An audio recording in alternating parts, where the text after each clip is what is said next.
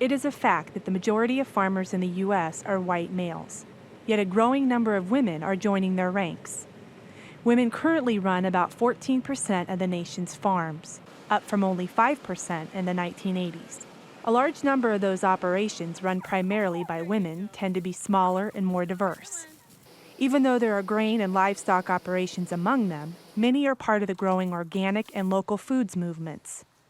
While women have always been an important part of agriculture, photographer Marji Guyler-Alaniz felt they were mostly undocumented. And on the 8th day,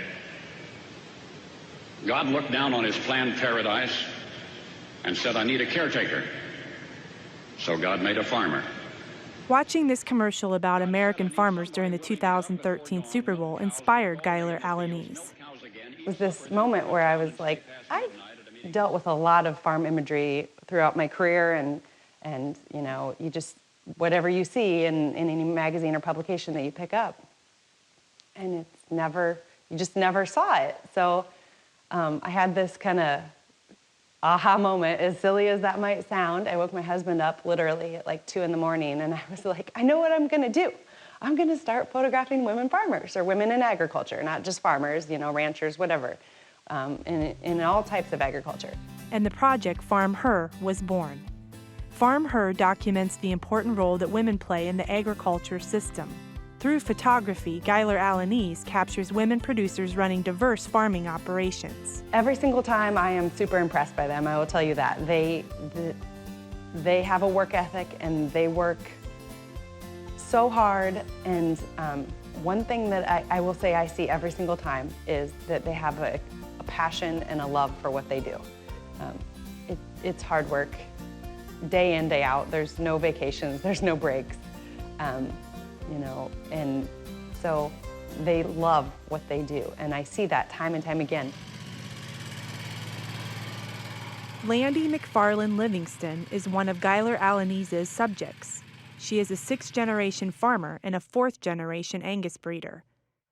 McFarland-Livingston is co-owner of Hoover Angus Farm, a 400-head cattle ranch located in southern Iowa.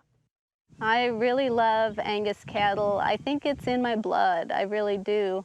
My great-grandfather started the Angus herd 86 years ago, and you know, I've been born and raised in it. I love the lifestyle. I love the genetics. I love the EPDs, what are expected progeny differences that help us make better beef, and I just love that. I love looking out on a pasture of cows and seeing them be happy, and so it's in my blood. I love it.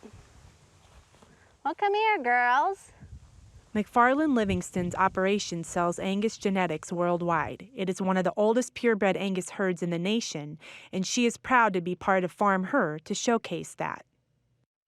Marji's images that I've seen of me are really, they're things that I wouldn't have expected. I mean, I know I do my chores every day, and she took pictures of me just doing my chores, going about my business. But she has a really unique ability to capture things.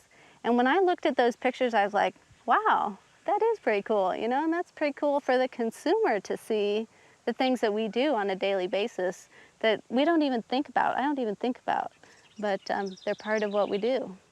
1, 2, 3. Yeah, that works sometimes. That's a girl. Lois Reichert is another of Guyler-Alaniz's subjects. She's been running a dairy goat operation in rural Knoxville, Iowa for more than 8 years. Reichert's small herd of nearly 15 head is made up primarily of La Mancha goats. Their personalities. They are, each has a very individual and fun personality. I like to say they're a combination between dogs and cats. They have the independence of cats, but the friendliness and most of the time desire to please of dogs. They're just fun, they're loving. I don't know, I still, every day, the most satisfaction I get in my day is looking out and looking at my healthy, happy animals. I don't know why, it just does something for me. Reichert makes and sells cheeses from the goat milk her animals produce.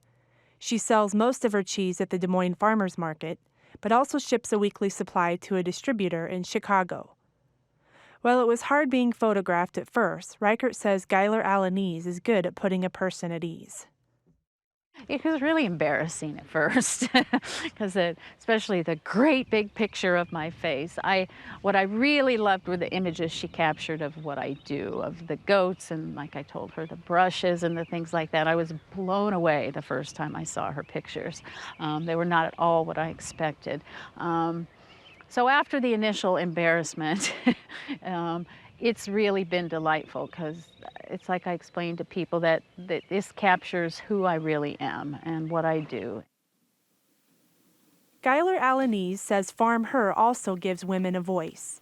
Many people who visit the website communicate with one another. If it gives people comfort in that there's others out there doing what they're doing, I hear that all the time, that it's living in a rural area and working by yourself is isolating, and so seeing those other women or having that connection to them just visually is a sense of community. Having begun in 2013, FarmHer is still in its infancy. To date, Guyler-Alaniz has photographed 32 women farmers, mostly in Iowa and the Midwest. In the future, she hopes to travel nationwide into other countries to profile many more women. I feel personally that from a photographer standpoint, that I'm so happy with how they're turning out, and I feel like they're actually showing what I see, or what you would see when you're on a farm. I think they show that, and so that makes me excited. Every time I take more pictures and look at them, I'm like, yay, this is what I wanted to have happen. For Market to Market, I'm Laurel Bauer-Bergmeyer.